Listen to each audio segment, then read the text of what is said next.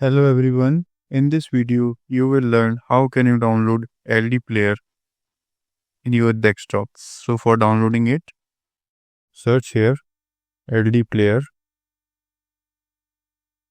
and then click OK and then go to this download LDPlayer. Now click on it. This download LDPlayer. So here you can see the installer is downloading. Now just wait. So now double click it.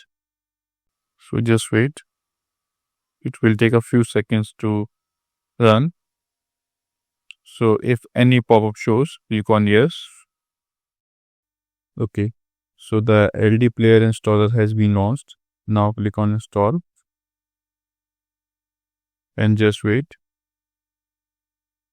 It will take a few minutes according to your internet speed.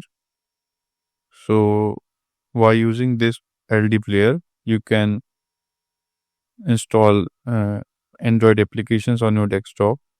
So I hope this video is helpful for you. If you found this video helpful, please do like, share and subscribe, and thanks for watching.